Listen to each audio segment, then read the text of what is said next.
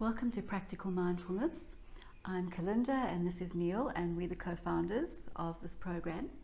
So I'm a clinical psychologist by trade. I've been exploring mindfulness as well as meditation, and fortunately encountered Neil, who is a very skilled coach and meditator. So something that that I think about in terms of meditation context is, you mentioned a 10-day Vipassana retreat. So maybe you can tell us a bit about that. Vipassana is an ancient technique and taught through a 10 days sitting 12 hours a day, observing your sensations and practicing in a very particular way. And I think what you learn when you do that is to see that pain, pleasure comes and goes, and that actually they're just sensations. And our problem is not the thing itself, but our relationship to the thing. That's one of the key things that you learn. And so you learn to observe that, whether you have an itch or a sore leg or whatever it is, eventually that passes, and you can pay attention to it without reacting to it.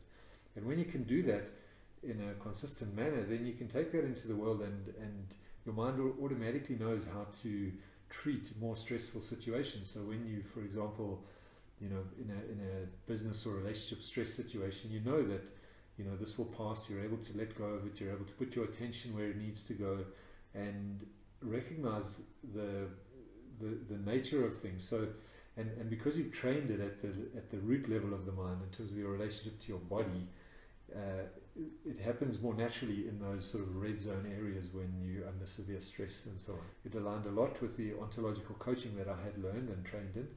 And to be able to become aware and less reactive and make better choices in life and become more effective.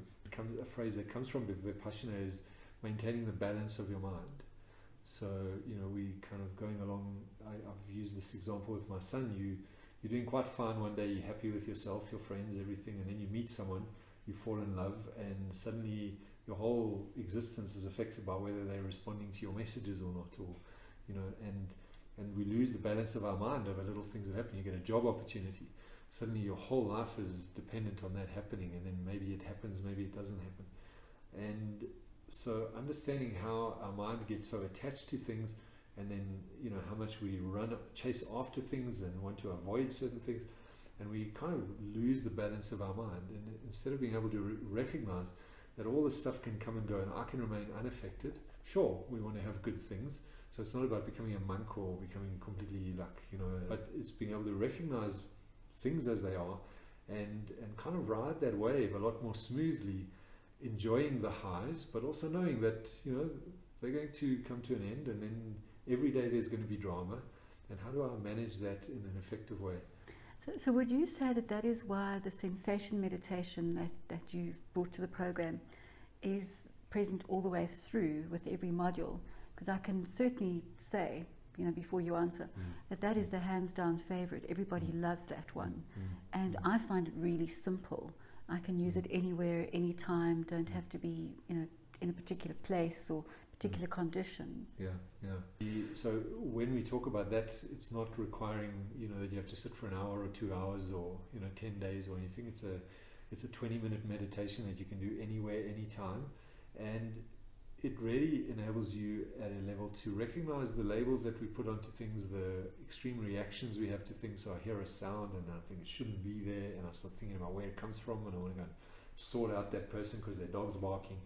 Instead of recognizing the sound and being able to change my relationship to it, being able to do that with all the different elements of my environment in a consistent way. Because if I can't manage my reaction to a noise in the room or an itch that I need to scratch, how do I then think I'm going to go and deal with the big red zone issues like, my boss at work and the traffic and those kind of things? So the meditation is designed to very gently train the mind over time to be able to become less reactive in the bigger situations, because it's practiced it off the field, so it can do it on the field. And there are elements of the practice that you can take and do in any situation. So you're standing in the bank queue, or you're driving, or whatever you happen to be doing. You don't have to close your eyes for this, because but you can start to scan your body and do these particular awarenesses that enable you to ground yourself, presence yourself. And when you're in the red zone, when those issues that are, we call it's like the end of the world issue, that one where people say to you, it's not the end of the world, and for you it is. So the sensation meditation also helps with that, and being able to presence yourself, recognize the building is not going to collapse, the sun will not fall out the sky, and that kind of does a couple of things. It helps to ground you, to break that cortisol cycle, and then also deals with the issue in your mind, which is somewhere in your mind it has triggered an amygdala hijack or a life and death matter, because probably when you learned that behavior in child, it did feel like life and death, but it's not anymore. So the meditation and the mindfulness helps you to see the situation for what it is, ground yourself, and then choose a better response according to the situation and not according to your reaction or fear about the situation.